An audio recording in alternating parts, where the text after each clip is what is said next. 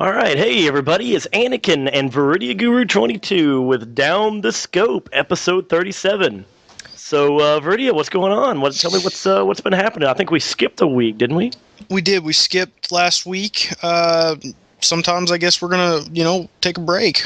Just stuff happens, like you getting sick. Yeah, I'll take the fall for last week. In fact, I'm not really 100% this week, but you guys could probably tell by the sound of me, I'm not really myself. But last week we just could not get together on scheduling, and my voice was shot. All this week I've been sickly, and I've been trying to get over it, and it just seems like for about the last 60 days or so, I've been sicker in the last 60 days than I think I have been probably in the last 6 years. I don't understand it. So you guys just bear with me this week, and I'm trying to get through this. And you guys out there that follow me on my channel as well, you probably haven't seen me online a whole lot either. And that kind of falls back to my ridiculous amount of sickness lately. So anyway, I'm actually pretty pumped for Modern Warfare coming up, and I'm actually trying to save up a little bit of playtime and get ready for that. I played some Modern Warfare 2 a little bit this week, and man, I hadn't played it in a while, and I jumped in, I guess it was Friday night on the Xbox. Mm-hmm. Oh my God, I was just unstoppable. I jumped into free-for-all, which is what I'm known for, and I was going 30-3 and 30-4, and then I did 30-7, and then back to 30-4, and I was just having an absolute blast. I was living it up. I'm gonna have my mom listen to this cast, because when I was a kid, and I would be sick at school, and I'd come home and she'd say, "Don't play your games," I'd be like, "But Mom, I do 10 times better when I'm sick." Exactly right. So I'm gonna have to let her hear that it's not just me. Everybody does better. Indeed. But it's funny too, because I wasn't even really that focused. I came in and I was just kind of like, oh God, I don't really feel like doing anything. I'm all sickly, and I'm like, what can I do? So I just sat down in my chair, and I'm like, all right, I guess I'll just fool around in Call of Duty or something for a few minutes, just because I have nothing else better to do right now, and I don't really feel like focusing on anything. I didn't even put my headset on. I just grabbed my controller, turned the game on, jumped into the first game I could find, didn't even talk to anybody or anything, and then I'm just murdering people. And I only planned on playing like 3 or 4 games, and I was like, I sat there for 2 straight hours playing, just murdering everybody that came into my lobby. That's hilarious. I was having a blast with it. So I believe it or not, it actually it got me excited, for 3. And so I'm pretty pumped about that. I've been reading up on a little bit more, and I'm pretty convinced. Although you and I early on in the podcast, we talked about the Elite program when it was announced, and I'll tell you, I may have to eat my words on that. I think I'm probably going to go ahead and get the hardened edition, and that includes the Elite. And as much as I'm against it, which I still am, as much as I'm against it, I actually believe if you plan on playing the game for any length of time and you plan on getting all the DLC that's offered, it really is the best overall deal. It's just, for me, it's not even about being in the Elite or being part of the Elite group and all that other garbage. I really don't care about that. But I care about saving money.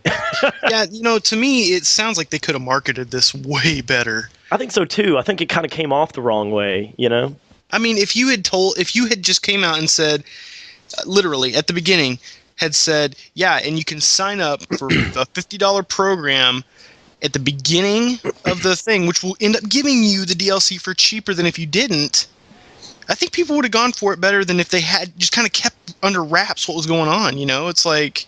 Exactly, yeah. They kept it kind of hidden on what we were going to be getting, and it was just like, well, if you had just come out and said that. I agree. It was almost like they were trying to sell, the idea of like, oh, all the Elite players are going to want to be in this Elite thing. And it's like, well, no, not really. Not for more money. I could be Elite without paying you more money. Yeah, I could kick all your Elite guys' asses. Exactly. It's like, and I agree. I think the speculation is what really hurt that brand early on, and I think there's probably still a lot of people who are not educated enough about Elite to understand whether it's a good deal to buy it on launch or not. So I've done my research. I feel like it's a good, a good overall deal, and at this point, the amount of benefits that you can get from it outweigh the negatives, and, Right. and obviously too, for us being directors on YouTube and anybody else out there who's running a channel, it's almost a must as well to have the DLC early. Yeah. I mean, even the guys on YouTube that are PS3 fiends, they would actually play on Xbox, briefly when the DLC is released on Xbox early, because they know they're not going to get the views later when the PS3 version gets released. Exactly. So, obviously in this case, if you're going to try to cover this as a YouTuber, you kind of have to be on the Elite plan to get the stuff out there early. And Very so true. anyway, for me, I'm pretty excited about it. I've seen some more multiplayer footage recently that they released, and it is funny. Some of the comments I read about it were, gee, I can't tell if this is on MW2 or MW3, and it's like, ha ha ha. I agree actually, but believe it or not, there's a lot of people out there that did not like MW2, but I really did. I felt like MW2 was the best game in the series so far, at least for competitive gameplay. I'm not going to say that it was the best on various other levels. In fact, I think Black Ops was the better game for your money if you just enjoyed playing the game and didn't care about the competitiveness, because it brought a lot to the table. Yeah. But for me, MW2 was the peak so far, and obviously for me, if you're going to give me MW2 with new maps and new guns and some new perks, then geez, for me, I'm perfectly fine with that. Yeah. Well, it does look a lot the same, but man, there's a lot of difference. I agree. I mean, if you just on the top layer, I think just gameplay, it really is going to look like Modern Warfare 2. I mean, it's pretty much the same engine. So yeah. Well, I mean, I agree. I'm looking forward to it, but then again, I'm a COD fan. I mean, over the years that it's become extremely popular, that's kind of become like an odd thing to say. Right. Not odd, but like kind of oh, you're a COD fan? What a dip. Yeah, but exactly. But I am. I'm not going to hide that. I really am. I know a lot of my viewers aren't. But there is a special place in my heart for that game, because I mean I've been playing it for a long time, and I have a lot of memories with it. It's kind of like it's the same thing with World of Warcraft. People have all these awesome memories with the game, but then if you bring it up, it's like, oh, you're a nerd. It's like, well, okay, I'm a COD fanboy. Not a fanboy, but I'm a COD fan. So. Yeah, I mean that's the way I feel. I'm not really a fanboy. It's just I enjoy it. I get a lot of good value for my money from it.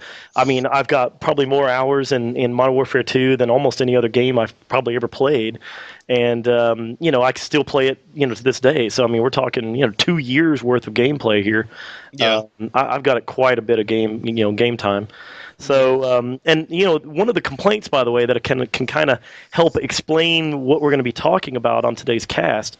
One of the things that really pushed a lot of people away from Modern Warfare 2 was the lack of support because of the glitches. Mm-hmm. There was a lot of cheaters, glitches, hackers, whatever you want to call it. Boosters, all kinds of issues with Modern Warfare 2. The funny thing is, for me, most of that stuff was irrelevant because I generally tend to play free-for-all.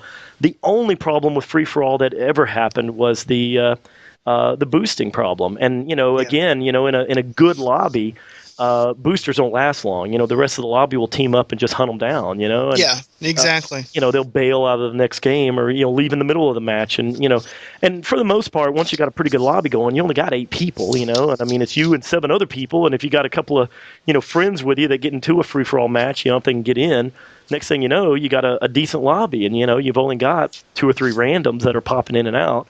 And right. So your odds of getting cheaters, hackers, boosters, whatever, tend to be fairly minor. But you get into a ground war match, yeah, I could see why people didn't want to play Modern Warfare 2 anymore.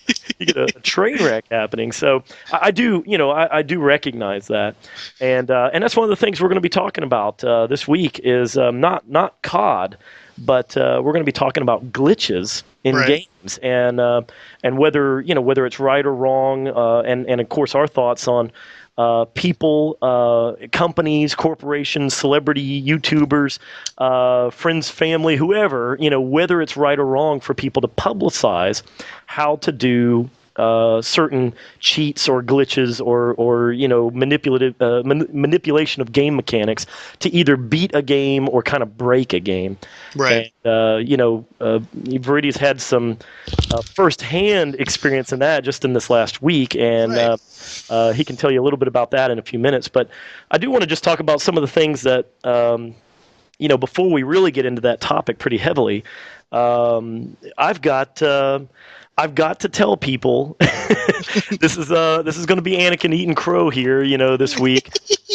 I'm not happy about this, okay? But I went ahead and I pre-ordered over at Amazon only because of the deal. The deal pushed my hand. Shut Okay? up. It forced my hand. Amazon had a deal that popped up Friday night of this week. Last minute deal. They give you special unique dog tags that you can only get through Amazon pre-order. They give you the DLC, which is the back to Karkand, maps and all the extras, and they give you free release day delivery. And they give you $20 Amazon promotional credit off the price, or off your next purchase if you buy Battlefield 3. God dang it. And as much as I griped, okay, and as even with the title of that post being "Thanks Dice for saving me $60," well, thanks Amazon for saving me 20, and thanks Dice for costing me 40 at this point. So I'm going to try it, but here's the thing: I really am trying it honestly, based on all of the feedback that I've gotten from YouTubers, fans of my channel. Other people who have either played it or shown more footage or gotten reports from the final build supposedly that has been played. Former subscribers or former subscribers who told me to go to hell and then said go look up this article about how the beta is supposedly 16 years old, that it was made in 1982, and I don't know what I'm talking about. So anyway, I'm really going on faith this time, guys. I'll tell you what, generally I do not do that. If a beta is pretty bad, which I still stand by what I said, the beta was not good. I don't care what anybody says. It was extremely poor. And, I just, the thing is, I've been looking forward to this game for so long. I think that's why I was so mad at the release of the beta being so unpolished. But I am going to go ahead against my better judgment, and I picked it up on Xbox as a pre-order. Even though, again, I actually wanted it on PC, but they were not doing the $20 promotional credit at Amazon for PC, only for the Xbox and PS3. So, and that was your only reason for getting it was the deal. That was my main reason for getting it. And that was really, it really was my only reason. I was not going to pay $60. But for $40, I'll go ahead and take the chance and get it coming. So it'll be here Tuesday. Yep. It sucks. I'm going to tell you all I told you so. But if it's good, then I'll bow my head, and on next week's podcast I'll say, all right, you guys, I guess they sort of fixed it. Sorta, even if it's great. We'll see. So anyway, I wanted to share that with all the listeners. I am actually excited to get it in. I picked up a couple other games, by the way, for cheap. I've mentioned on the podcast several times we've never actually covered the topic of what I do to get games cheaply. Yeah. I'm always looking for a deal, and I mean like real deals. I really dig, and I hang out on cheapassgamer.com and a few other slick deals and some of the other sites. And I rarely pay full price for a game. I've hardly ever paid full price. And I picked up Duke Nukem Forever, brand new, for $10. Nice. I got Gears of War 3 from a buddy of mine at work for $30. this week. Haven't even loaded either one of these. And here's another one, and I already know the reviews on this are pretty poor, but I couldn't turn it down just because of my name alone. I had to pick up the Force Unleashed Newegg, the Force Unleashed 2 actually. Newegg had a crazy deal this week for the collector's edition, which Really? they had a little USB. It was a USB drive included with a bunch of other cool artwork, books, and some other garbage. And I got it for $14. Can't beat that. Brand new, So anyway, I look for stuff like that. I'm always up for a good deal. Yeah, me too. But I need to get on your bandwagon there because I could very easily spend way less money. And don't. Yeah, I got buddies of mine that never listen to me. I always give them a hard time because they'll say, "Hey, I went and picked up they go down to Best Buy and I'm like, yeah, that's cool. You went and picked that up. How much you pay?" And they're like, "Oh, well, $59.99. Why?" I'm like, "Oh, well, I got mine for $39.99 launch day." Nice. So I'm telling you, I'm always looking for a deal. That's the only way I can afford this hobby. I mean, it's just too damn expensive. Yeah, you're right. But by the way, I didn't. I get to tell you this in front of our audience. I didn't get to tell you this before we started recording. Let's hear it. Oh God! First of all, I picked up Eco and Shadow of the Colossus. I did. Yep. And you remember I told you what I paid, right? Yeah. I got it on launch day, but I ended up getting it for $14 launch day. God. instead of $40. But dude, you're gonna hate me. You're gonna never talk to me again after this podcast. I don't even have a review for you. I loaded up Shadow of the Colossus, put it in my PS3. I watched the intro and I'm like, man, okay, cool. I'm in, all right. And don't you do this? Don't listen, man. I'm telling you. Here's the deal. The intro ended.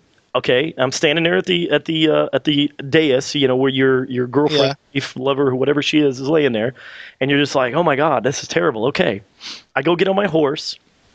I go outside, and it said, shine your sword to figure out where you're supposed to go. I pick my sword up, and I'm standing still. My horse is standing still. I pick my sword up, and there's like a bunch of beams going everywhere. Right. Well, what the heck? That's weird. But most of them kind of look like they're going to the left. So I'm like, okay. So I see a little symbol way, way out in the distance. It's like really weird. It's like a little symbol thing, like in front of only when I'm shining my sword. And I thought that was where I was supposed to go. I thought it was pointing on the mountain, way off in the distance. That's where I was supposed to go. So I go running. I take my horse. And I go running across the landscape. And I run over there, and there's I pick the sword up again to make sure I'm still on the right path. And now it's kind of shining all over the place again. And I'm like, well, it doesn't really look like. I'm not sure where to go. And there's like a little symbol again, like somewhere else on the mountain. And I'm like, what? So I go run that way for a while. And then I say, well, obviously this little gate area, whatever it is, kind of this built-in thing inside the mountain is obviously where I need to go. I need to go over here. I go over there, nothing. I stand around there seriously for like 10 minutes thinking, okay, well, this is kind of where it was pointing. I don't see a door. I don't know what to do. I spent 30 minutes. I have no idea what to do. I don't even know how to play this game. Did you even turn while you were shining your sword and notice that those beams concentrate when you're pointing the right way into one beam? No. Oh my God. I thought you had to stand still. No, while you're riding your horse, turn your horse, and you'll notice the beams go from pointing all over the place to concentrating on the area you need. Okay, you've seen Indiana Jones. Sure. It's the same concept. He had to point it at the right place, and then the beams came together and showed him where to go. It's the same thing. Okay, well, here's another thing. I played this for like 20, 30 minutes, okay? I seriously, I get really frustrated because I'm like, I don't understand where to go. I ran around the landscape for like 20 minutes on my horse. I did all this. So I'm thinking the game has auto-saved. I don't know how to save. I loaded the game up twice since then trying to figure out what I was supposed to do. Every single time it makes me start over. I'm like, okay, this is supposed to be one of the best games of all time, and I am a seasoned gamer. I've been playing video games since 1978. I have no idea what to do, and I don't even know how to save the game. The funniest part about it is literally the first Colossi is right in front of you, straight ahead. Dude, I swear to you, all I saw was polygonal mountains in the distance, and I kept running, and I ran all the way through all these mountains. I went past the mountains. I came back through the mountains. I shined my sword. I came to a stop every time, lifted my sword up, and I kind of went sort of in the direction where the most light beams were. You know, I cannot wait until that sword points you right directly into a mountain and you don't know how to go. Oh crap! Is it the mountain? That's the do I go in the? No, I can't go in the mountain. Oh wait, hey Brad, do I go around it? Ah. You know what I need to do? I'm telling you, I have an idea, okay? I need to get you on a Skype call watching my live stream of me playing this. And I want you to be just cracking. I don't want you to tell me how to play it. I'm just going to get on and I'm going to start playing this live. And I'm going to have you on the Skype call live so the audience can hear. And I'm just going to sit there and I'm going to be playing it. And I'm just going to be frustrated as hell and I'm going to listen to you laugh the whole time. I can't. You know, the thing is that Shadow is actually one of those games that is it's one of those games that it's got a learning curve to it. And me. And if you're having trouble pointing the sword, it's gonna learning how to jump onto a colossi, learning how to, because here's the thing, you have to use that sword to find the weak spots in battle. So you have to, while he's walking at you, you have to point the sword, get the light concentrated on the weak point, and then start ascending him. It's like... Well, let me tell you, too, I do have to say, one gripe I actually really did have, other than my lack of knowledge on how to play it, the gripe I had was the controls were a train wreck for me. Well, and that's the thing. I had to change them, like, seriously, I changed the controls like 3 or 4 times before I could even get it to even feel remotely comfortable. Well, the thing is that, you know, Eco came out in like 2001, and Eco's controls are exactly the same. I didn't load that one first. I loaded up Colossus first. Yeah, so after you played Eco, and it's honestly it's like a Zelda game. You know, like you get into it, and the controls are a little bit different than most games, but after a while, you put your mindset saying, okay, I'm playing a Zelda game. Let me load that control set into my mind. It's the same way with Colossus. So when, you know, I played the crap out of Eco, and then you know, like 4 or 5 years later, Shadow of the Colossus comes out, and I already pick it up. And yeah, it takes a little bit for me to get used to as well, especially because they immediately have like all the camera reversed. Oh God, it was terrible. I mean, I'm telling you, I felt like I was playing on somebody's like inverted, like, you know, control settings or something. Because I was like, I would push up and the camera would look down or something. I was like, what is going on? I know. You have to. That is something you have to change, and I don't know why. Here's the thing. There's a group, like it's kind of like the PS3 Xbox 360 wars. It's against people inverted or not inverted. Yeah, these people war with each other. Thing is, up is up, down is down. We're not flying a plane. Exactly. I completely agree. I think I've just put that to rest. In any case, it does take some used to, especially the fact that triangle is jump. Oh, that was the other thing. Yeah. I was like, oh my God, you know, it was driving me crazy. But the thing is, is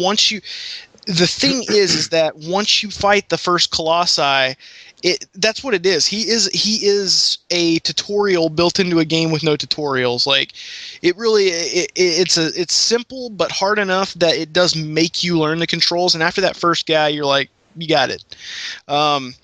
So put that back in.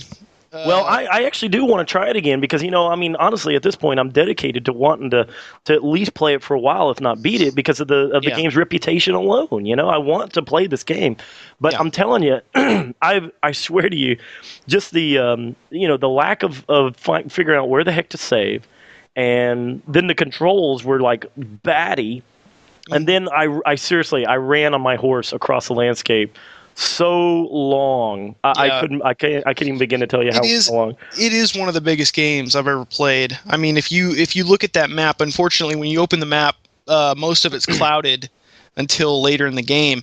But pro tip, there's a save point literally right as you walk out the door.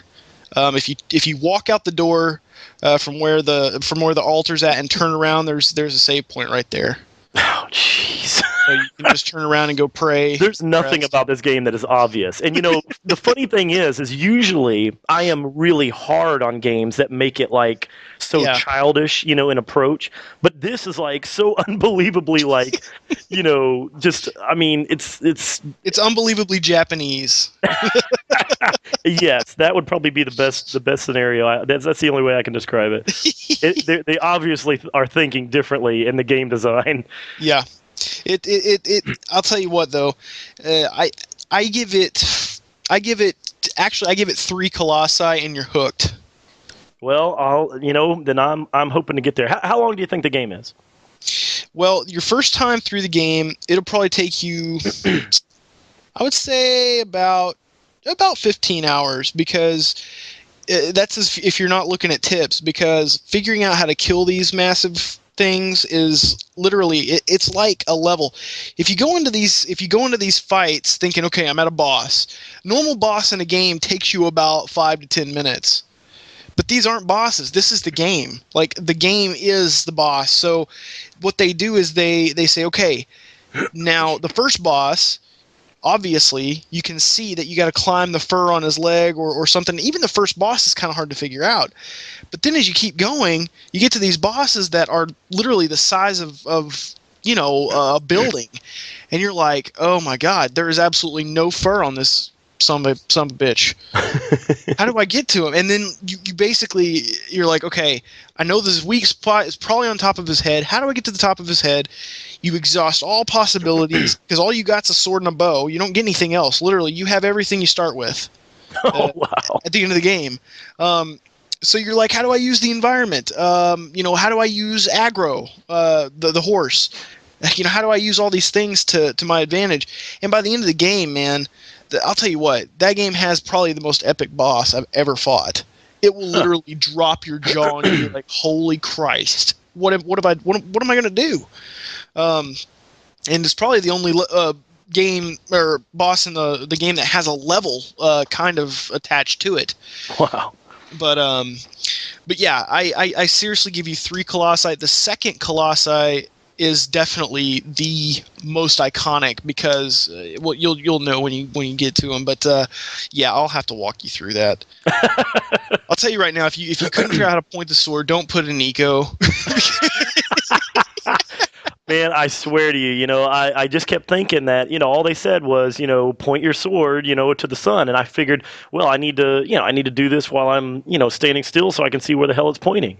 Yeah. And I never once did it while I was running. Yeah, and you probably, the thing is that I think it goes with being, I sound like an asshole, but because I'm talking about myself too, but being older. When you're young, you get on that horse, you don't want to get off the horse, you just run and you push as many buttons as you can. And as you're riding on aggro, he's changing directions. So you see the things like moving in and out, and like, okay, so if I move it this way, it's going to close in. But like when the way they said it, they did say it in a weird way, say point it toward the sun, so you'd figure, okay, if I point toward the sun, it's going to point to where I need to go. Right. Yeah, I see what you're saying. But no, you were doing it wrong. We need to fix that so that you can enjoy this epic experience. Jeez. Well, so right now I'm actually wanting to go ahead and play it. In fact, I may play it some tomorrow and try to get a start on it before BF3 hits on Tuesday. Yeah. And I've got Gears of War 3 sitting here too, and I want to try that out. Yeah, man, that's the thing. You got some great games sitting there that unfortunately you're probably going to get passed up.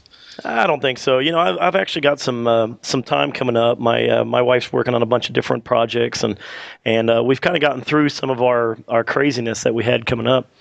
And so I should supposedly here, especially, I did a bunch of work in our yard last week, and we had this week was our company picnic, and basically now the only thing that's left for this the rest of this fall is I'm going to be indoors a lot, obviously, and then some holidays. So I'm going to be generally gaming for the most part over the next 2 months. So I'm pretty happy about that. Yeah, I'm happy to hear that too, because the thing is, my good friend that I played Modern Warfare with, that I was always getting psyched up about, he literally, I just went with him and he sold his Xbox. Wow. I was like, you bastard. So I don't have any. I am out of people to play. I literally know nobody in real life now that plays video games. Wow. Yep. You need to move. Dude, I do need to move, man. Like, I mean, the only friend that I know that plays games, he's sworn off. Black Ops literally killed his buzz for Call of Duty, period. He will never buy another one. Wow. That's a shame. I know a lot of people that said that about Black Ops. Yep, and it just killed it for him. He's like, no, dude, I'm not wasting $60 of my money ever again on that crap. And with the Infinity Ward and their crap, last year, or I guess 2 years ago now. Yeah. He's just like, nah, I don't have any faith in him. And so he's the last one I knew, and that's it. I mean, I have nobody else.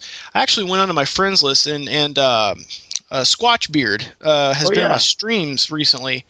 And he's a big fan of mine too. I used to play with him quite a bit when I was running open lobbies. Yeah, he's a good guy, and he said, "Hey man, you mind adding me on Xbox?" And I knew that you played with him some, and so I was like, "Yeah, I know you're a good guy." So I went on there, and I was like, because my friends list was full, and I was going through my friends, and I was going down to the very bottom to delete the ones that hadn't been on in so long. Yeah, I do that. All the bottom 20 were my real life friends that hadn't been on. They hadn't been on in so long it just said offline. Wow.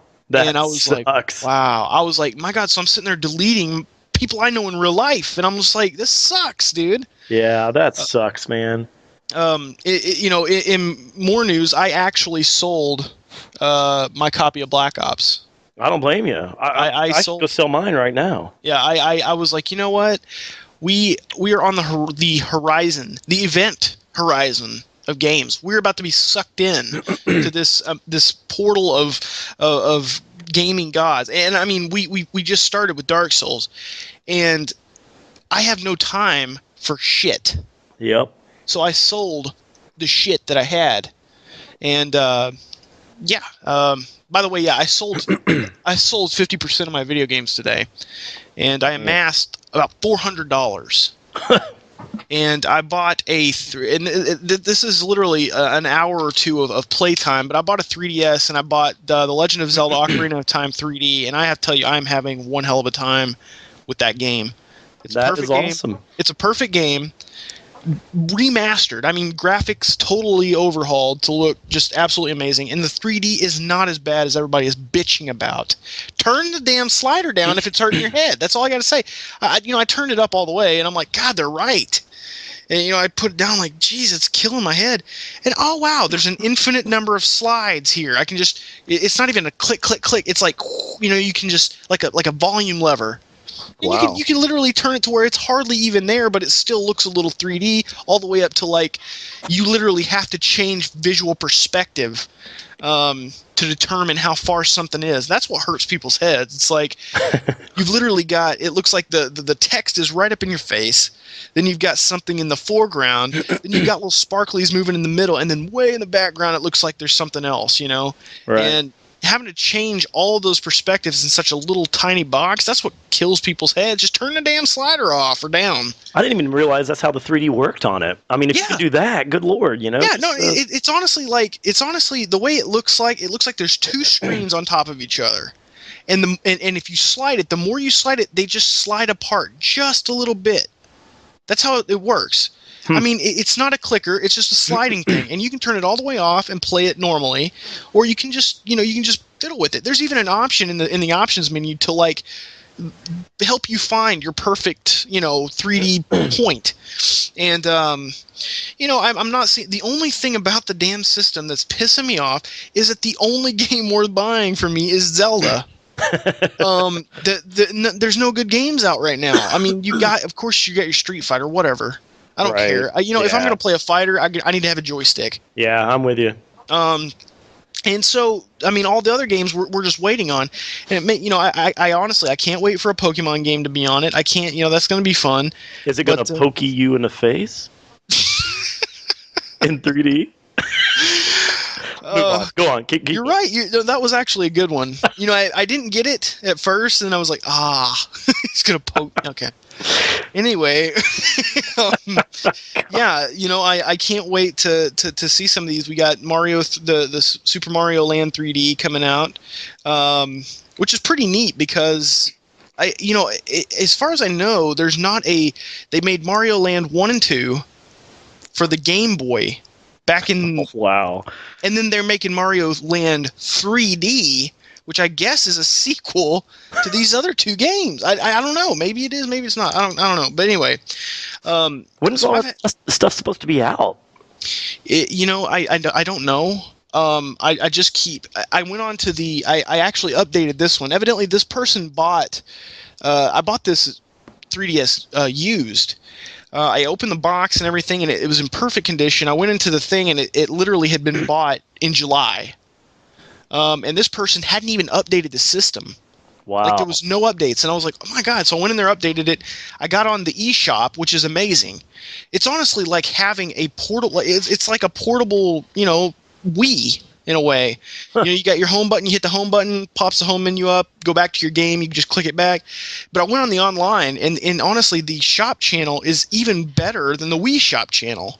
Wow. And I'm just sitting there browsing through, and I was like, oh, sweet. They have previews and demos. Huh. So I downloaded some previews, and I was looking at the Mario. And not only that, you can actually see the game working in 3D. You can't go on YouTube and watch this crap in 3D. Right.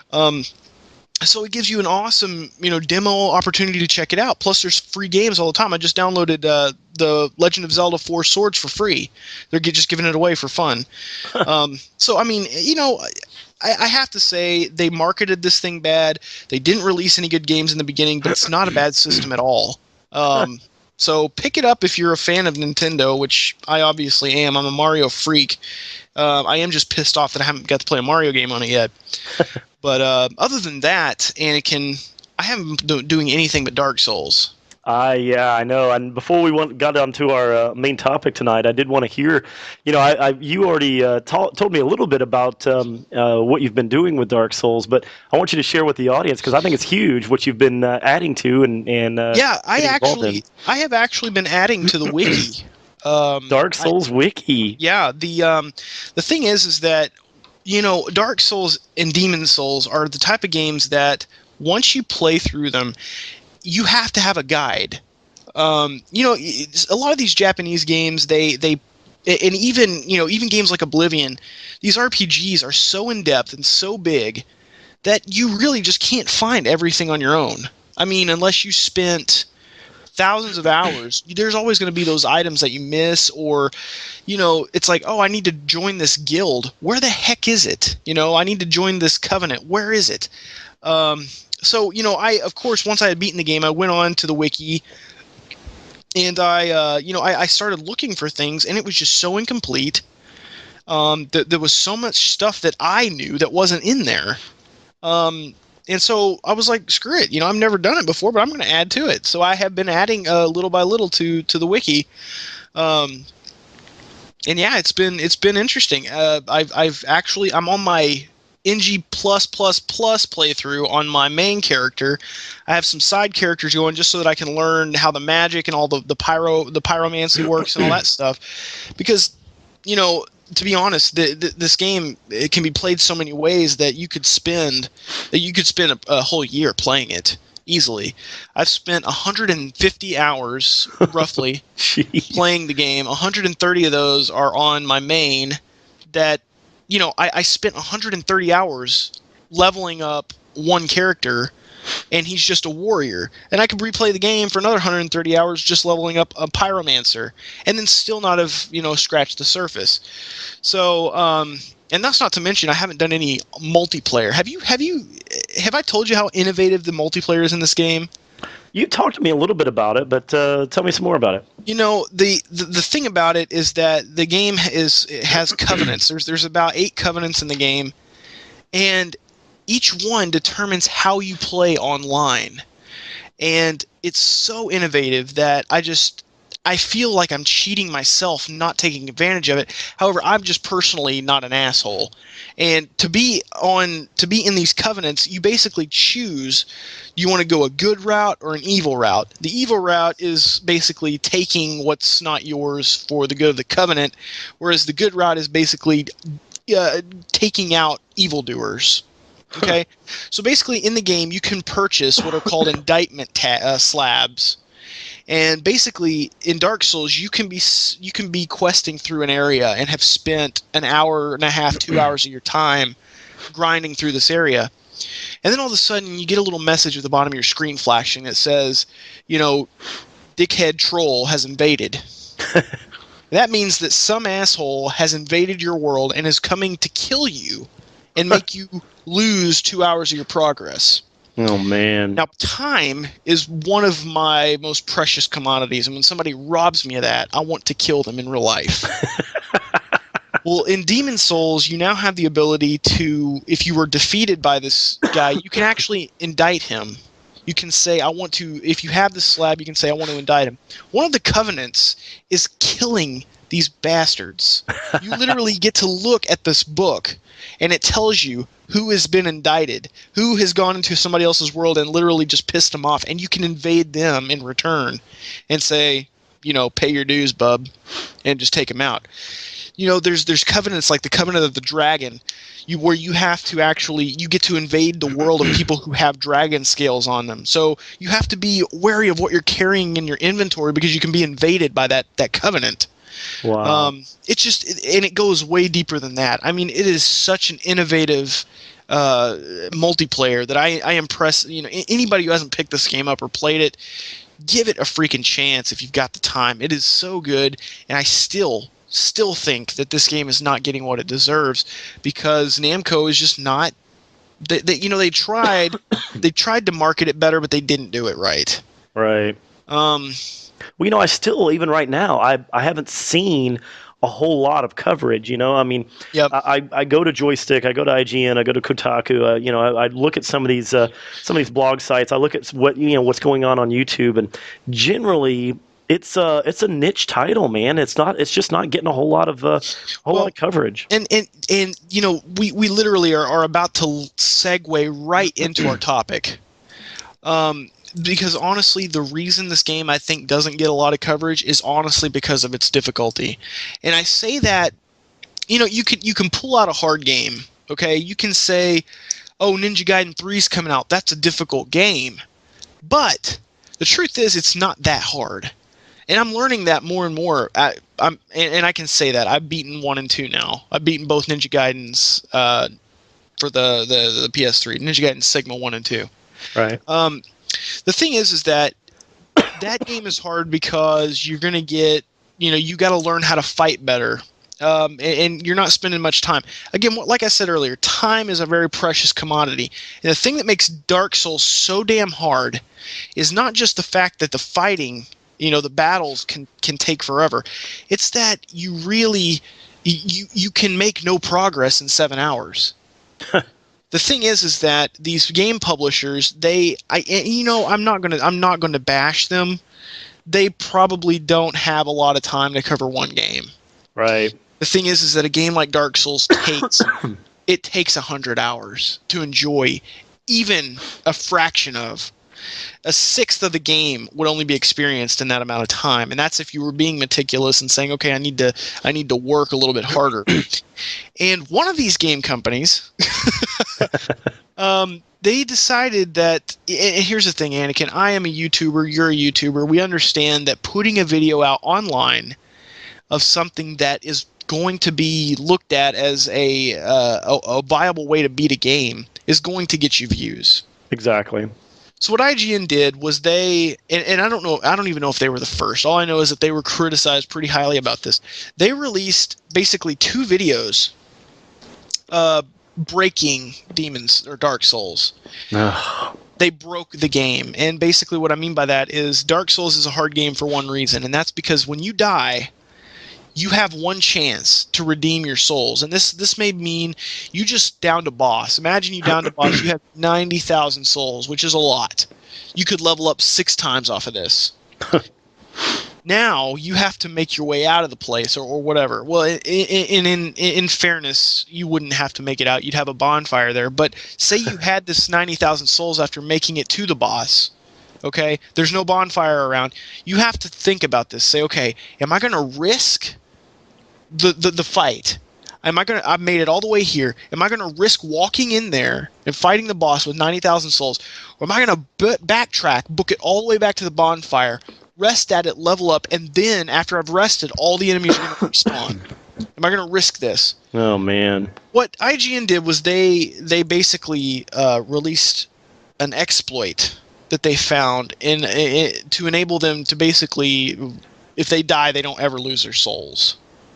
Now this was a cheat that was in Demon Souls, but it looked like they had fixed it in Dark Souls by basically, one, threatening that your games would be corrupted, and two, it didn't seem to work. Basically, when you quit out of the game, because I'm gonna admit, I am very. This is just the kind of gamer I am. If I died to a boss 6 or 7 times, I turn my PS3 off immediately. Yep. I'm that way. God dang it! And then I boot it back up. I'm like, oh, it's like literally a rage quit. And what IGN did was they figured out the sweet spot to where you needed to quit out of the game, and if you came back into the game, you would have your life and you would have your souls. This breaks the game, Anakin. I believe it. They also released another exploit the other day after I had brought the topic up to you. I said, this pissed me off. I really would like to talk about glitches in gaming. They released another, and this one was even more more game breaking than the previous. Basically, they figured out a way to get infinite souls. That's the only point of the game. I mean, at that point, why bother playing? No shit. There is no point in playing the game. You literally destroy the economy.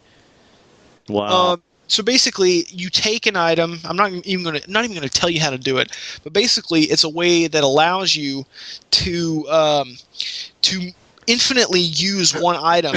And not only that, the thing that pisses me off about it is that you don't even have to work for it, man. 20,000 souls is a lot of souls. All you have to do is literally hold the X button. You get 20,000 souls every half second. Oh my God.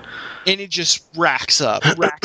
I mean, like crazy. And I'm just like, this is pathetic. Now, I understand as a YouTuber, they do put this out there for the views. They don't care. But he actually said something in his video that pissed me off. You know what he said? He said, now, be careful. This could corrupt your data. Our team has been experiencing data corruption by doing this. That means that they didn't do it one time and then continued the game. They did it to get through the game, man. Their whole team has been... What do you think? The whole team just tested it out? Hell no. They've all been doing it. That's horrendous. How could they possibly review this game or even talk about this game on any kind of educational level if they've basically broken the game just to play it? Exactly. I grinded my ass off for my level. I grinded, and I felt stupid even at the end because I grinded millions of souls. And then this guy's just standing there doing it. And the thing is, here we go. Before I even knew that this glitch existed, I would walk around, and in Dark Souls, you can see the ghosts of other players playing. Now, I thought my game was glitching out because every time I walked near a bonfire or something, I would see a character standing kind of like in an Egyptian pose, just kind of shaking weird. And I was like, man, my game must be glitching up because everybody's doing this. Come to find out, after I watched the video, that's the glitch. That's what the guy is doing in the glitch. So now that one video being publicized has got everybody in the freaking world breaking the game to beat it. Yeah, and it's pathetic. I have beaten the game 3 times. I'm on my... Wait, no, I've beaten it 4 times. Legit, man. Legit. And I mean, and you gotta understand, NG++++, I mean, every time you add a plus to your new game, you add a stripe, a pin to your suit. You get an honor. I mean, they should have had a trophy for every time you beat it on New Game Plus because it gets harder every time. You take more damage. You literally can be killed with 2 hits. And not anymore. Some asshole has decided, nah, I'm just going to set my Xbox controller down on the square button, go hang out for a day, come back, and I'll have max souls at 99999, and I'll just be able to spend them however. Unreal. The thing is, man, it just destroys me, especially when it's a game so close to my heart. And tonight, whenever, I guess we're gonna. What is your opinion on these things, and should they be publicized? I mean, these glitches. I know that it's the fault of the publisher, the fault of the game designers, for them being there. But the thing is that in a game so big, it's honestly hard to catch all this stuff. And to tell you the truth, nobody in their right mind playtesting the game would have ever thought to do this. How they figure this crap out, I don't know. Yeah, it always floors me. It just, to me, I have no clue who these people are that sit there and press every random combination of buttons and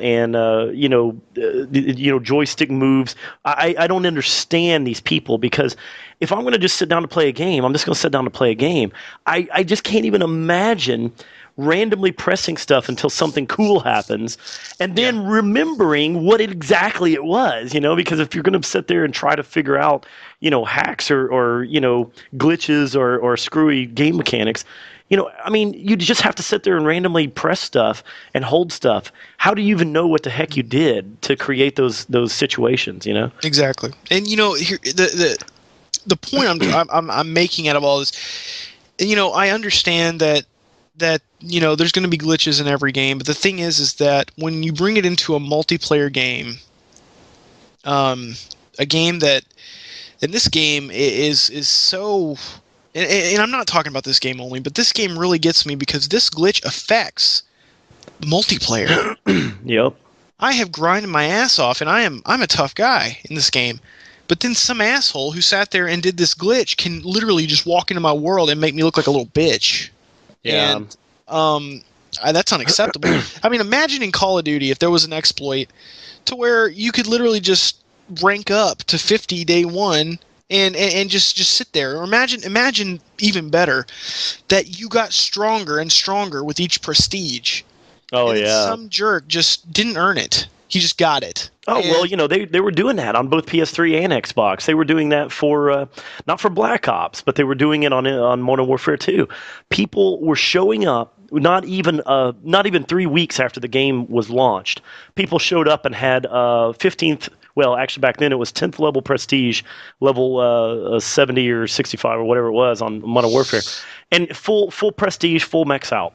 Mm-hmm. And of course, it's like, give me a break. Obviously they went and hacked and modded their save game or their profile or whatever. And then now they've got everything unlocked. They've got all gold weapons, whatever it is. And everybody knows. I mean, you couldn't even log enough time to unlock, a single prestige at this point, much less, all of them. Yeah. So that it was basically people glitching. And how can, that's the thing, boosters, for example, they go into a game, especially, Call of Duty here, you go into a Call of Duty game and you boost with your friend. Yep. Your friend probably is the one, that you want to impress. Why would you want, and he's the one that's helping you cheat. So why would you want to impress a bunch of random strangers on the internet, with some high-level prestige level or something, when you didn't even get it? And then your gameplay isn't good to match, supposedly, the level that you're displaying. I totally agree. When I started playing COD 4, that's what I started with. I would, when I walked into a room and saw a 5-star, it was a gold star, I believe, was the symbol for the 10th prestige in that game.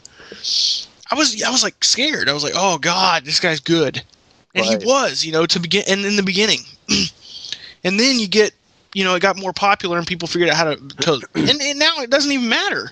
Yeah, it's like he's not very, he's probably not good. It's just like.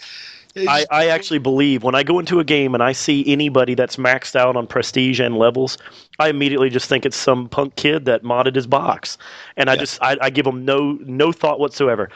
I have Every single game I've ever played, and I pride myself on this. In fact, I started off my YouTube channel based on this. I said I will never glitch, I will never mod, I will never hack. I will play every game that I've ever played. I will play properly. And get this, I've never, ever, to this day, I've never used a walkthrough to beat a game. Wow. Every game, and sometimes sometimes I'll have to go back to a game like a year later because I didn't beat it. I'll go back to it and finally look at it with new eyes and fresh eyes and figure out what was holding me up, and then finally beat it. I don't think they explain in a walkthrough how to use the sword properly.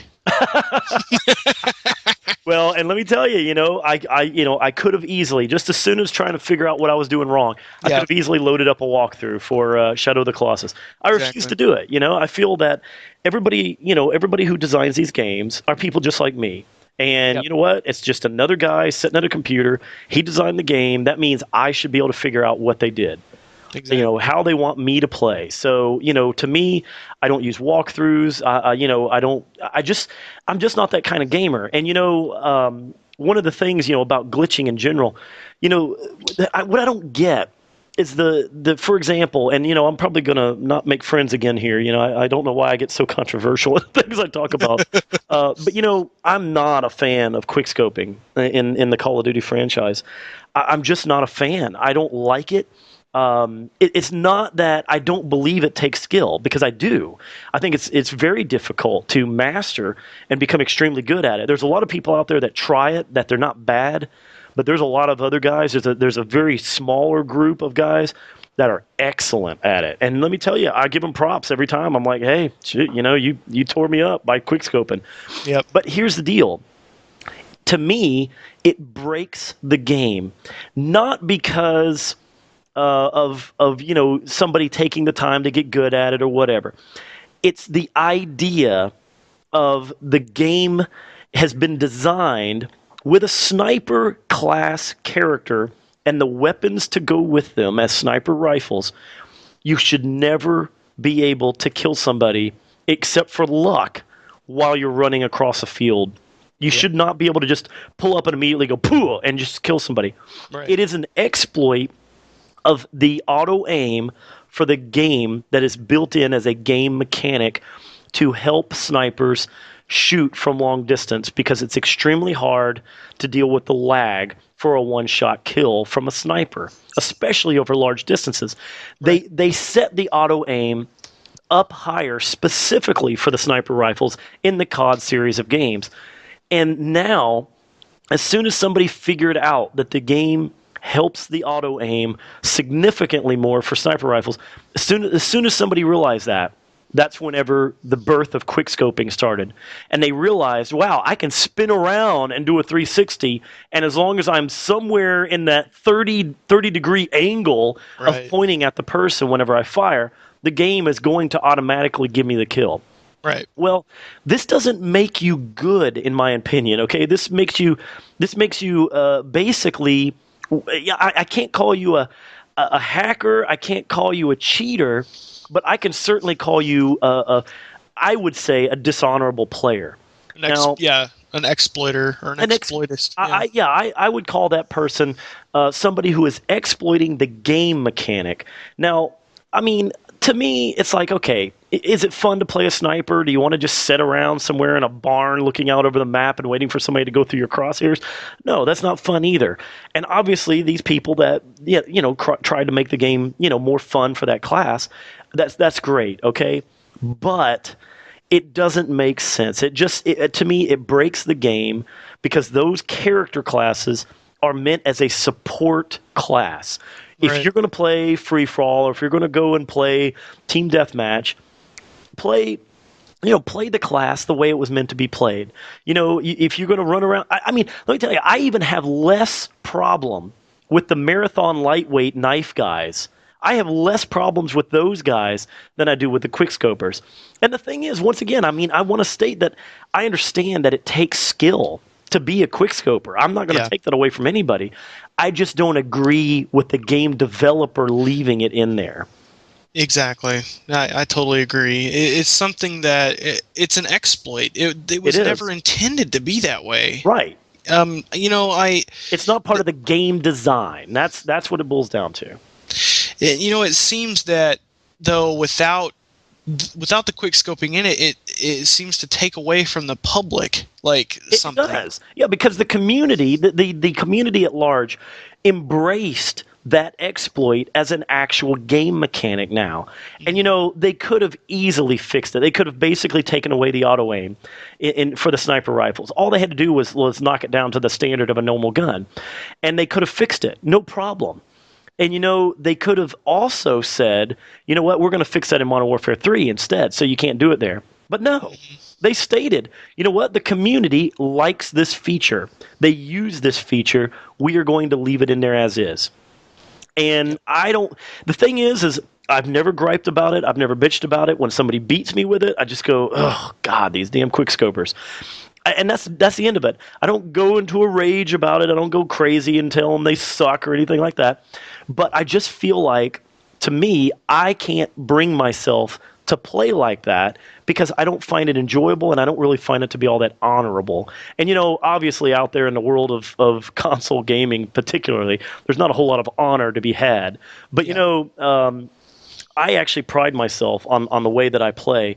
I always have played. I always play the game the way I feel the designers meant it to be played. So right. I get a weapon. If the thing is if it's a spray weapon, if it's a fully auto weapon, I spray with it, and people go, "Oh my God, your aim is terrible," and I'm like, dude, it's a fully, it's a full auto game. I mean, it's a full gun, and somebody's running. I'm going to spray that person as they run, and I'm going to kill them, and I'm going to, and I'm going to win the game because of that. I never, I'm never going to sit there and go, oh, my accuracy is the best in the world, because it isn't. But you know what? I'm going to use the gun the way it was meant to be used. If it's a FAMAS from Modern Warfare 2, I'm going to burst with it, and you know what? My aim will be 100%. I'll be dead. Yeah. No problem. If I use a tar, I'm going to, I'm just going to spray them like a fire hose as they go by. I don't have a problem with that because that's the way it's played. And if it's a sniper rifle, if I pick it up, which I don't use sniper rifles, but if I do, if I happen to have nothing else on me, guess what I do? I lay down prone somewhere and I wait for somebody to go by, because that's the way that you're supposed to play it. Exactly. That's the way I feel, and that's just obviously to me those are very top of mind when it comes to glitches. But I mean, there's the number of glitches in games out there. I mean, we could talk for hours. Yeah. And but the idea here, and this is something that you guys can interact back with us. Yeah, exactly. I want to hear what you guys believe are some of the worst glitches that you've seen or experienced in certain games. How do you guys that are COD players out there, how do you feel about quickscoping as a glitch or as a, as kind of a game mechanic that, do you feel it's valid? Do you like to play that way, or do you tolerate others playing it that way? I'm interested to hear back on what you guys feel are glitches that you either put up with or that you don't like or whatever. But really, Viridia, let's get back on the main topic at hand, and that is, what is the responsibility of the community on YouTube as well as the press and the game reviewers out there at some of these big gaming sites? What is the responsibility of perpetuating what they have found as a glitch? Or maybe even what somebody has sent to them and said, hey, I found this cool glitch. Why don't you tell the community about it? Do you believe that, do we get back to the whole, is news responsible for getting the truth out there, if you want to get real technical? Or is it really the press that's actually hurting the game community by publicizing these kind of glitches and problems? Well, the thing is that these glitches are going to be found out somehow. Somebody is going to put them somewhere. You know what I mean? And it upsets me to no end that these things have to happen. They right. always do. There's, especially in RPGs, there's always an exploit that's going to make the game break. These games are so big that there's just no way to find them all. And then there's always some, I don't know how they do it. Again, I don't get it. But they figure these things out. They push the buttons. They figure out, oh wow, if I do this and this, maybe if I held this and this at the same time, But the game companies, these guys are in charge of the gaming world, especially IGN. You know, they're the ones that say, "Oh, Dark Souls is an amazing game. You know, you guys should go play it." But then they're responsible for breaking it, the whole experience. Exactly. The only reason I can see even bringing these things to light is to get these companies to fix them quick. Right. The thing is that the same thing happened with Demon Souls. From Software only patched the Japanese version. They never patched the American version. So any of these things that happen that make the game just simple are gone. I mean, like, there's no way to ever take that away. There's no patch that's ever going to fix it. Not only that, you can always get around it by just uninstalling the patch. Right, exactly. So, I don't know. You know, as far as it goes, they're going to get out there somehow. I just think that these major game publishers should have nothing to do with them. Exactly, yeah. I mean, let somebody else figure it out. I understand they're making money off of it, but you know what? They're going to make tons of money anyway. They could have left that one in the dark, you know? Exactly. And for a game like that literally is going to kill the multiplayer. It's going to kill it. Yep. You can't win an invasion unless you cheat too, or unless you're just a better fighter and somehow get around it. But man, this guy invaded me, man, and to tell you the truth, I wasn't ready for him. And he turned the corner and he just throws a fireball, to boom, dead. My life bar. To give you an example, the game only gives you like 13 little notches across the screen for your life bar. My life bar, however, is probably 20 life bars. 20 notches. So for the first, for the first couple of notches, I don't even see that I've taken damage. It's that high. And he killed me in one hit. Oh, God. His intelligence, his magic and attunement was so high, he just ended me one hit. Unreal. And I was just blown away, man. I was blown away. And as a matter of fact, I might upload that video to my channel because I was recording when that happened. And it's that stuff that really does just show this horrible dishonesty in gaming. Just you're giving these cheaters an advantage, man. It's just like, you know what, IGN, you might as well just show how to JTAG.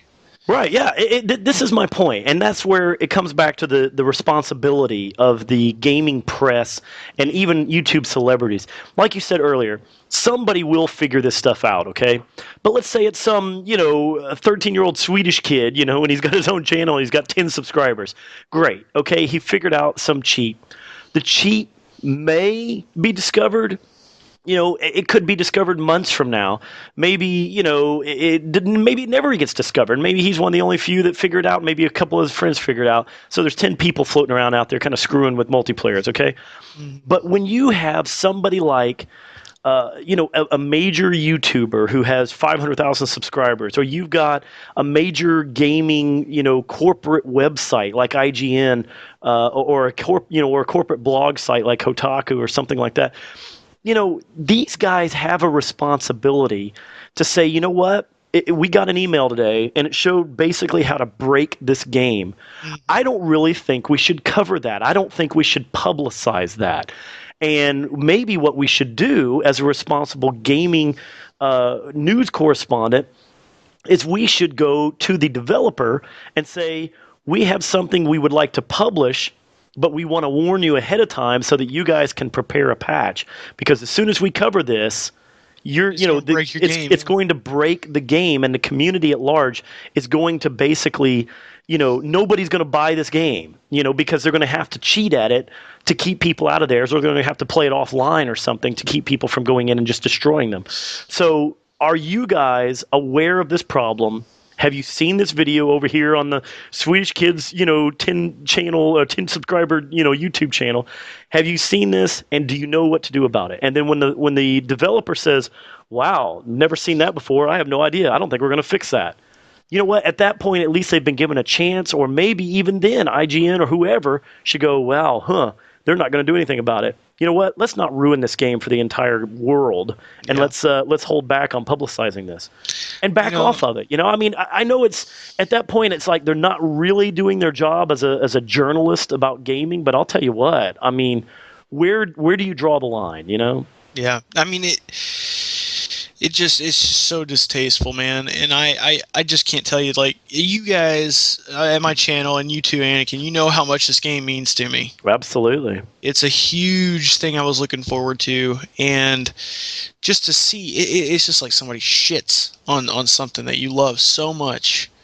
They just take a dump on it, and they ruin it. I mean, it pisses me off so bad. I really don't have much else to say about it, except that the sad thing is that I know IGN, they're going to do it to Skyrim too.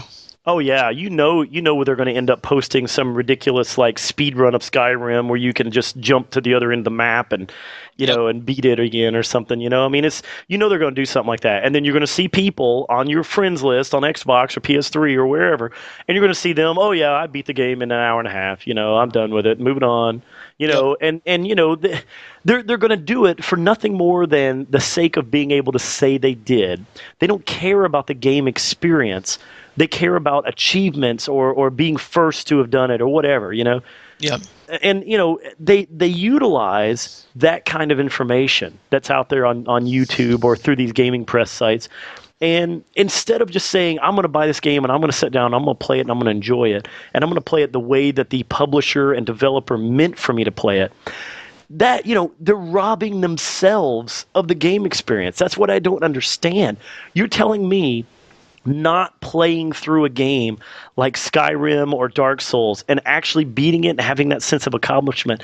You're saying basically throwing that experience out the window is worth it to just have some goofy achievement, to be able to brag to your friends that said, oh, hey, I went into Veridia's multiplayer gaming server with Dark Souls and beat him in one hit. Ha ha ha. Yeah, exactly. I mean, really, is that truly worth it at the end of the day? I mean, you have to be a pretty jaded, cynical gamer to just throw the experience out the window just for a cheap tactic.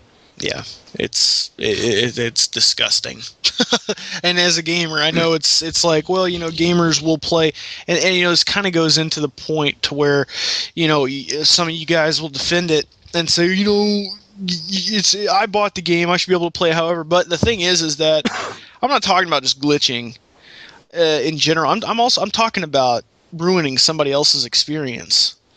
Gaming used to be about getting the high score, being the best. Yep. And right now, I can brag all day and just say, yeah, I am on my fourth run of the game, and I am just poning. But the thing is that all my hard work is just blown away by somebody who just cheated their way to the top. All the hard work that I put into the game and all the experience I had, nobody can take that away, but it sure does make my experience feel like less of an endeavor when I know that somebody just cheated their way to the top. And I know they're doing it. I see them doing it in my own game. So yeah, that's what I'm talking about. But then you've also got to understand they can literally trounce in and ruin my experience. Yep, exactly. And that's just too much. And with Skyrim, people are going to, I'm going to be playing the game. I'm going to, be like, God, yeah, dude, I just got enough money to buy the Daedric armor from this one merchant. Oh, really? Yeah. Well, why didn't you just kill her? Well, because she had a lot of life. She kicked my butt. Well, just use this glitch, dude. I just killed her one hit. Took her armor. Oh my God. It's just like, man, whatever. Yeah, it's just, that's the thing is I just don't care for it. I've seen people beat like bosses in other games. I mean, I forget what it is now. There's some game that comes to mind, and there was a huge boss, and it was like a huge deal to beat him, and everybody took like all this time, and you had to run around and be crazy and all that. And I remember somebody beat the boss by standing behind like a pillar and it was a glitch. I mean, it was like some stupid glitch. They go into a room and then they run behind this pillar, and then like the boss actually ends up killing themselves trying to shoot your character behind the pillar because the explosive damage, the splash damage kills themselves. I think I saw that. I'm trying to remember what game it was. It may have been Duke Nukem. It may have been something like that. I can't remember what game it was. I just remember seeing the scenario and knowing that, somebody was publicizing, oh, well, hey, here's how you beat the boss real easy. And I'm like, don't publicize that, Yeah. I mean, at least let the game be out for a while, let people go through and experience it and, and beat it and do it the right way, Exactly. I'm with you. I don't care for any kind of manipulation of the game engine or the game mechanic to basically destroy the experience that the developer intended. I've got another game that I can't say it's so much as a glitch as it is, again, kind of this dishonorable gaming. It's just a kind of a douchey move. Yeah. There's a game called Supreme Commander. It's a game franchise. The second one was Supreme Commander 2, and it came out not that long ago. It's about 2 years old now, I guess, maybe even 3. But it's a real-time strategy game on the PC. It actually did come out for Xbox, although nobody really bought it on Xbox. And it was a great game. I love the game. Okay, I'm a huge fan of the original real-time strategy game called Total Annihilation. It's one of my favorite games of all time. I put it in my top 10. I absolutely love it. It was the very first 3D real-time strategy game, and it was unbelievable. Absolutely amazing game. And then later on, the main game designer left and started his own company. He didn't have the rights to Total Annihilation 2. And basically, he started Supreme Commander as the heir apparent to Total Annihilation. It's basically the same game with a different name. Right. And then, me, all my friends, we did LAN parties. We played the heck out of it. Just an absolute blast to play. Supreme Commander 2 came out. And of course, at that point, LAN parties kind of started taking a back seat to broadband. Almost everybody I knew in real life had broadband. So we started playing mostly at our houses. So obviously, as we got pretty good, we started playing with random internet people coming into the games. The very first time, and nobody in our little group of like 8 or 9 people that all bought this game and we all played together, nobody was really a cheap ass. We all played the game the way it was meant to be played, and we all had our own little strategies and we all tried different things and all that. We get online, and immediately, within like the first 2 games we played online, okay, me and a few buddies of mine, it was 4 versus 4 in a big real-time strategy match. In the first 5 minutes of the game, all of the commanders, okay, instead of building a base and building units, this is just like Command and Conquer, StarCraft, or any of the other games, okay, they're all the same, generally. Instead of building a base, you start with your main, exactly like the name implies, your Supreme Commander is your main unit you start with. You're supposed to keep that unit safe at all costs. It's your Achilles heel, okay? You build a huge base and all these other units, and that's your guy. That's like you. All the other units are all they're not piloted by anybody. They're all cybernetic or whatever you want to call it.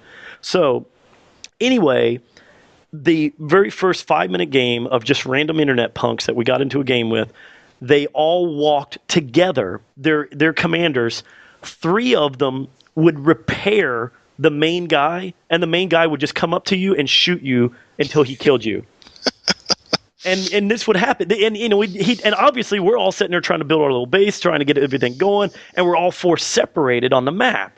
And these 4 guys would just walk up to each one of us independently and just sit there and go pew, pew, pew, pew. This would take 5 minutes, and by the time that the other 3 guys can even walk over to you and stop what they're doing, because remember, this is in the first 5 minutes of the game. You don't even have any units made, okay? Right. First 5, really, this is probably more like the first 2 to 3 minutes of the game. By the time your other guys could even walk over, they couldn't shoot the other guy fast enough because you're all working with the same gun. Nobody's weapons do any more damage, so you're dead. You couldn't even run away because he would just sit there and go pew, because you all walk the same speed. You're all the same damn unit. So you all walk the same speed. You all shoot the same. The first guy that gets the first shot off wins. And they're all walking together, and you can't shoot the other guy because they're all repairing each other. If you shoot one of the other guys repairing, then the other 3 start repairing him instead. Jesus. You can't. There's nothing you can do. And just like you said, the only way you can combat it is to do exactly the same thing. And I refuse to play that way. And so you know what? It broke the game. You couldn't play online anymore. Yep, exactly. It's just that's what I'm talking about. It's you are ruining an experience for somebody else, and you're just a piece of crap. Exactly. So it comes down to ethics. But guys, we want to know what you think about the glitching, about that stuff. And here's the thing. I want you guys to understand. if you have a point or a valid point, don't be scared that I am going to trash you or anything. This is my opinion. If you have your own opinion, I respect that. So definitely leave a comment giving your reason as to why you think that glitching is okay or not okay, or exploiting these games, or if you think it's okay for the press to to publicize it, to pull it out of their ass and say, hey, here's a game that we haven't, or even if you would trust a gaming publisher after they had done something like that, to give an honest review on it, because that they probably just cheesed the game. Exactly. Yeah. So yeah, I would like to hear your opinions on that, and I know Anakin would as well. So absolutely, if you have any, leave a comment on the video, or you can email us at podcastdownthescope@gmail.com, and when we'll talk about it on the next cast, we'll bring it up. If you got a valid point, yeah, we'd like to hear it and talk about it. So yeah, absolutely. And we actually we've gotten quite a few emails recently, but a lot of them have just been feedback on various casts and so forth. But certainly things of interest to us are what you guys want to hear about. Obviously the later podcasts for the rest of this year are probably going to be very game specific. We're going to be talking about the launches on all these. We're probably going to be talking about the Elite service coming up for Modern Warfare. We're going to be talking about the launch of Battlefield and how it actually really is compared to the beta. I'm really hoping that I'm proven wrong and everybody else is right. I really am. I really want to enjoy that game. But obviously we're going to be talking about Uncharted. I've got maybe some videos of Dance Central 2 coming up. Yeah. And believe it or not, I'm going to try. She hasn't agreed to it yet, but I'm going to try to talk Miss Anakin into being on my green screen videos for Dance Central 2, because it is a 2-player Kinect game. And that's going to be interesting. Yeah. You think? So do you honestly think she'll be up for it? I don't know. I'm really hoping. I'm gonna try to get her get her to jump on there with me. We're actually gonna make it, believe it or not, we're gonna make it as part of our workout, because later on some of those crazy dance moves in the later levels. I mean, dude, I'm telling you, you break a sweat. There's no doubt. So well, I'm on board for seeing both of you do that. That would probably that'd make my month. Well, I'm gonna try to talk her into it. And you guys, I'll tell you what, if you guys want to see me and my wife do Dance Central 2, then tell me over at my channel. Tell me in the comments down below, and I'll forward all of the wonderful comments over to her as well, so you guys can convince her. You know that once you add a girl to your videos, it becomes like 3 times as popular. Oh, it's gold. I know. Yeah, and my wife is fairly attractive, so I think that whenever she gets on there, yeah, she's a pretty woman. I've seen her before. It'll be interesting to it's like see. Nobody's gonna want to see me anymore. They're all gonna be like, hey, show more of her. Hey, Anakin, you know how you're really good at those effects. Can you effect your ass out of the picture? Exactly. Yeah, exactly. Can she just open up her own channel? Yeah, no lie. I'm telling you, that's going to be exactly what happens. You realize, we've been trying to make it on YouTube for a while now, and all your wife would have to do is open a channel. Oh, I know. It's so sad, Doesn't that suck? I swear, it's like I'm just going to go get breasts here anytime, just so I can start having my channel get better views. That's hilarious. Yeah. Something else I wanted to bring up before we close out. Anakin and I are thinking about doing a trial cast next week. Indeed. After our preliminary, our main cast, we're going to do a test, and we're gonna call it. I guess we kind of just agreed on spoiler alert. That's right, spoiler alert. Yeah, we barely covered this a couple of about 3 or 4 casts ago. We talked about doing this, and that was the name, and we've talked about it again. And Viridian and I both have a love of oddball movies, movies that are a little out of the norm, certainly off the beaten path. And, we want to talk about these movies, but we want to talk about them after we've seen them, and we want to go ahead and talk all about them. Right. Hence the name Spoiler Alert. Right. So this is basically going to be a cast about a movie that you've probably never seen. And it's going to be Anakinnnn and I talking about basically what we thought about the movie and basically giving the whole plot synopsis. And the thing is that I've had this happen to me before with movies where I never would have picked this movie up, especially this one. You know, this is one that I haven't seen it yet. Anakin has. I'm not going to spoil what the movie is, but basically we're going to give the full thing. And people talking about the movie makes me want to go see it. It is terrible. No one is going to want to watch this movie, especially after we talk about it. It's just going to be ridiculous. Yeah. So I'm literally like, it's going on like 2:00 in the morning. I got to be up really early, and I'm still like debating whether or not to watch this now or not. I am telling you, you will have the worst nightmares ever, and you will feel nauseous after watching this movie. Well, we're going to talk about that next week, though. I'm telling you. So please, tune in for that. It's going to, I don't know if we will release it the same day, but it will be definitely in the week, in that week sometime. We might think of a schedule different from our podcast to release that. Yeah. But we are going to basically, and if this works out, if you guys enjoy this, we'll do it with more movies, possibly even some games. That's true. Yeah, because we could actually do it with storylines for certain games. And those may be longer term things where we say, okay, we're going to start playing the game, and then once we both beaten it or gotten far enough into it that we've stopped, we'll go ahead and talk about it and spoil it a bit.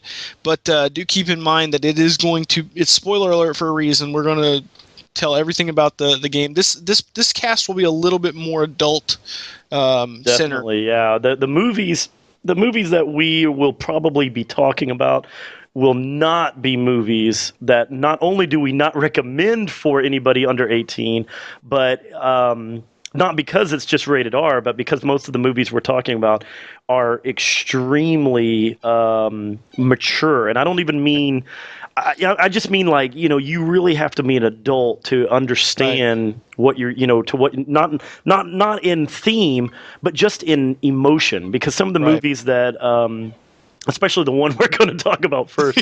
Oh God, it is certainly a movie that you don't want to just sit down and watch with friends and joke about. It is heavy. I mean, seriously, I'm not a lightweight at all when it comes to movies. I've seen them all. Okay, I've seen them all. I don't really care too much about it, and this movie actually made me nauseous.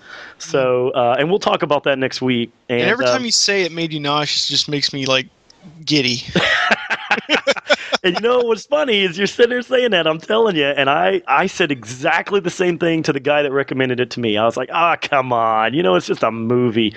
To me, there's always a major disconnect. So anyway, the whole spoiler alert thing, look for that next week. And, I do want some feedback even before we get started on that as well, because, our channels are obviously gaming-related channels.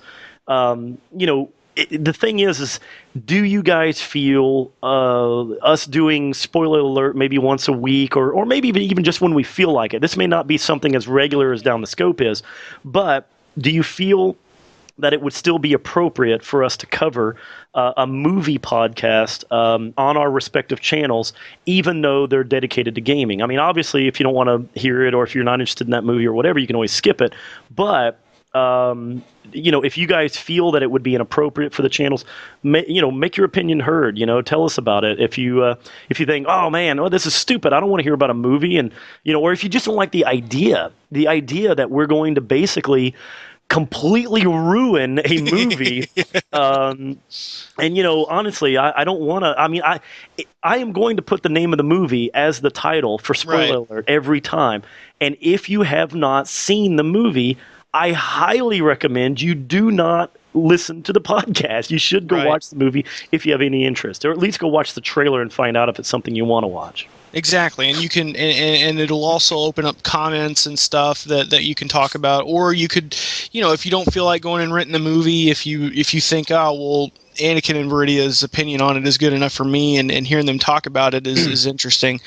Then commenting on our discussion, is welcome as well. Absolutely. So anyway, it's just something that we thought would be interesting to try out, because I know that before these casts, we get into some discussions about movies and games and stuff that you guys don't even hear about that could cover a whole podcast. Oh yeah. So it just it sounds like something fun that I want to try out and see if you guys like, because I honestly do like hearing other people's opinions on movies, and it opens up yet another reason for people to unsubscribe to us, you know, if we don't agree with the movie. Yeah, exactly. As if anyone needs any more reasons to unsubscribe to me. Exactly, and not only that, guys, you can. You know, if this does become a thing and popular, I would be open to recommendations from people. Yeah, absolutely. You know, if you have a movie that you've seen that you just, oh my God, this would be perfect for them to talk about, you know, then we'll be up for recommendations, and we'll even, you know, mention your name when we take on that movie.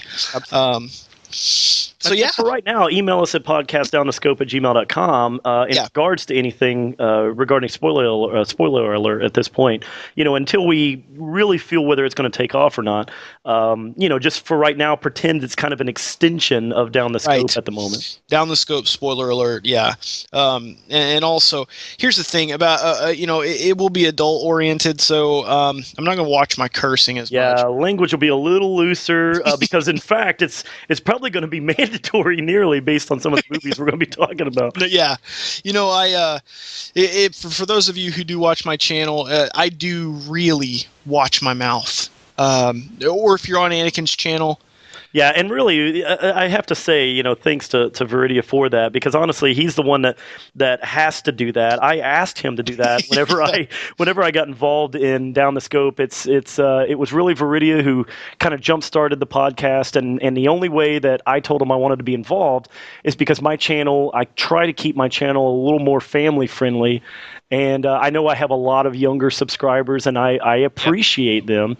And I told Veridia, I just said, listen, man, I got so many people that I believe want to kind of keep that you know, language to a minimum. I said, can we just do it just for this one show that we participate together in?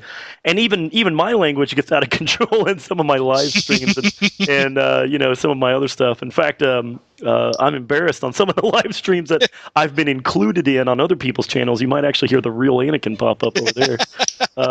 Veridia knows, especially if I'm in Black Ops, my mouth gets really bad. Well, you know, that's gaming though. I mean, that pulls out some stuff. You know, I was actually talking to a friend today, and he's been getting his life on track. He's become a very devout Christian, and this is the buddy of mine who was into Modern Warfare with me and whatnot. And you know, I was talking to him, and you know, I was just sitting here going, man, I wish you hadn't given up, you know, Call of Duty. But I see how convicted he is, and I'm like, you know, but then again, if this is the way you want to go with it, I understand, because this guy, great guy. I mean, excellent guy. You know, one of those people that, you know, would be a youth leader. You know, he would take your kids out, and you would trust him around your children. You get him in front of any game, and he becomes a potty mouth. I mean, he just sounds like Anakinnnn, doesn't it? Yeah, exactly. He wants to kill people. He's like, I'm gonna rip your fucking, I mean, your head off. And you know, it's just like, whoa, this is not the guy I know. So I mean, you know, gaming brings that out. It brings out that competitive nature, and you know, it's so true. In any competition, I mean, there's going to be that testosterone. Emotions run high. For those of you who don't know, this is an actual fact.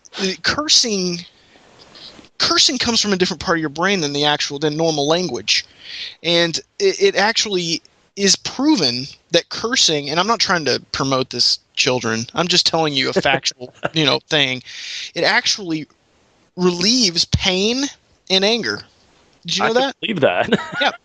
It actually does. It comes from a different part of your brain than you just normally talking. So if I were to just say the F word, it wouldn't be the same as if I had stubbed my toe and yelled it at the top of my lungs. It actually does alleviate pain.